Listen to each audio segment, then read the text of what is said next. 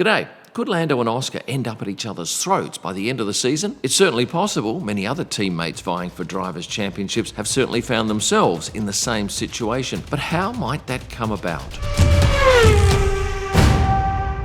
Heading into the second half of the 2025 season, and a mere 8 points separate the two McLaren drivers, and it's almost certain that the World Drivers' Championship will go to one of these two drivers. And a quick favour, could you please check you're subscribed? Many are surprised to realise they're not. At present, Oscar and Lando are 69 and 61 points clear of Max Verstappen and have a good working relationship, even after the pair came together in Montreal at the Canadian Grand Prix, where Lando's overtaking attempt led to him crashing into the back of Oscar late in the race. Their relationship wasn't tested because Lando was very quick to take full responsibility for that incident, and Oscar's race wasn't ruined. Although the incident did back up Zak Brown's prediction that clashes were inevitable. Both drivers publicly remain respectful. Privately, though, the stakes and pressure mounts week by week. But in F1, where team dynamics can be delicate, with a fine line separating fierce competition from outright hostility, even the strongest driver relationships can unravel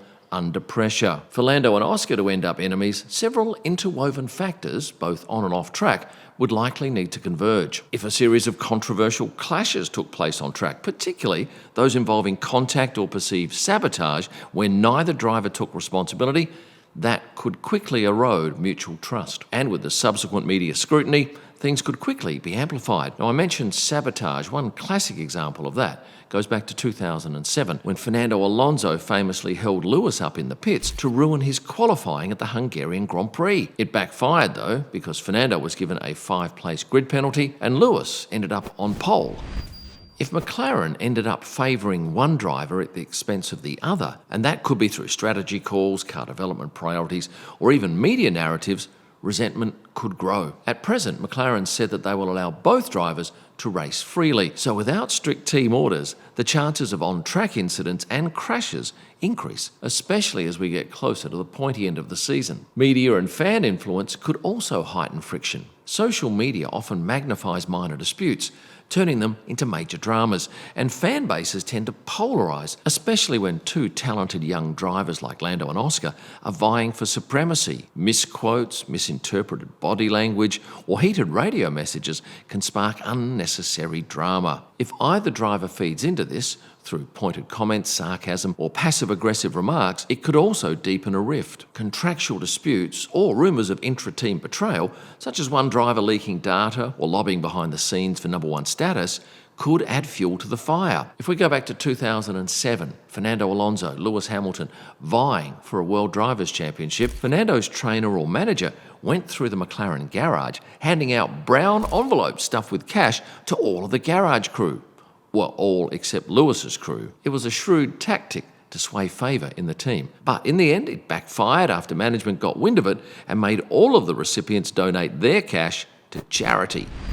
Of course, the psychological toll of competing for a championship can't be overlooked. With new regulations being introduced next year, McLaren may not have the quickest car in 2026, so this might be the only chance that Lando or Oscar has of winning a World Drivers' Championship. The stakes are high. A 24-race season with relentless pressure and intense media scrutiny tests even the most composed individuals. If one driver begins to crack or feels ostracised, perceived slights can be magnified, and friendships strained. A single flashpoint, say a team strategy call that favours one driver at the other's expense, could be enough to tip the balance. One thing's for sure, both of these drivers' managers will be fighting hard for their driver behind the scenes. British driver Lando Norris is managed by Brit Mark Berryman.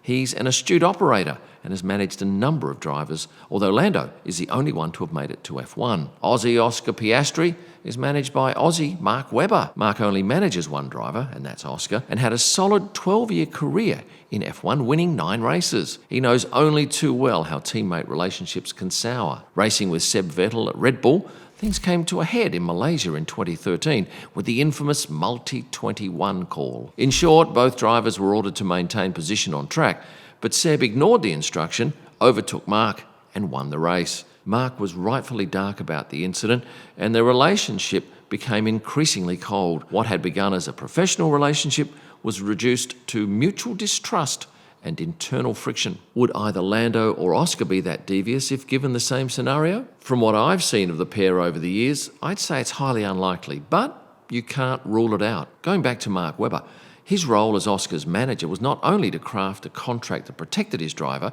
and to that end, it's widely believed that Mark had a clause included in Oscar's contract stating Oscar is to be on equal status with Lando. And you can bet your bottom dollar that Mark will be keeping a keen eye on the team to ensure Lando isn't preferred, and vice versa, I imagine.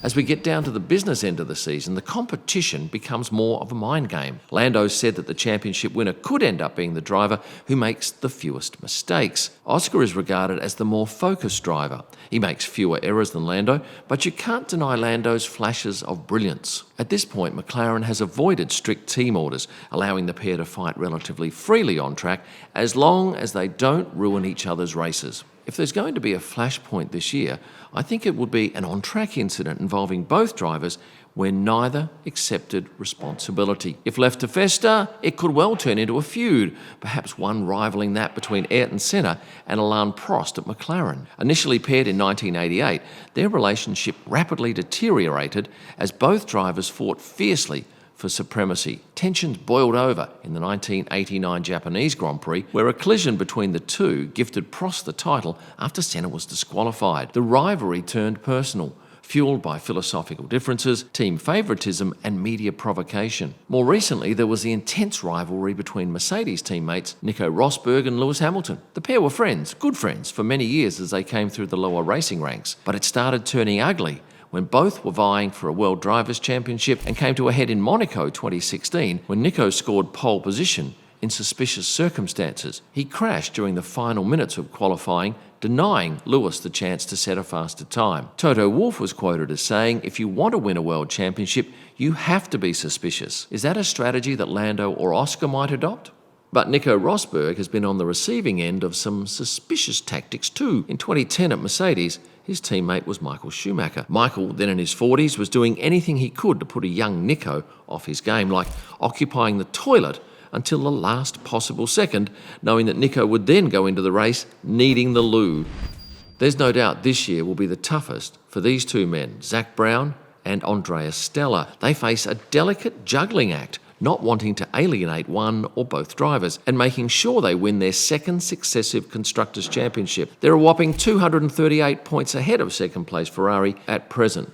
If things get tense later in the year, and to be honest, we fully expect that, given how close they are in the standings now, both will find it harder to be civil to each other when such a big prize is at hand. And those light-hearted promotional activities that both drivers are required to take part in might well become quite awkward. While Lando and Oscar currently seem to coexist harmoniously, the unique blend of internal rivalry, team politics and personal ambition that defines Formula One could easily transform allies into adversaries. It might not be a single moment, but rather a slow accumulation of incidents, resentment, and unmet expectations combining to turn these two bright young talents from teammates into enemies. And while the public may see the glamour and teamwork on the podium, like last year when rivals Esteban Ocon and Pierre Gasly took second and third in Sao Paulo, behind the scenes often lies a battleground where rivalries fester and alliances crumble. In Formula One, there's no greater threat than the man on the other side of the garage, and Lando and Oscar know that only too well. In summary, the 2025 title fight will intensify. It'll probably come down to small margins, brilliant overtakes, pit stop timing, start discipline, and mental resilience. The season's final stretch promises to be a dramatic showdown, likely deciding not only the 2025 champion, but who emerges to lead McLaren in the years beyond. My money is on and by 10 points. Now, I do seek a favour of you.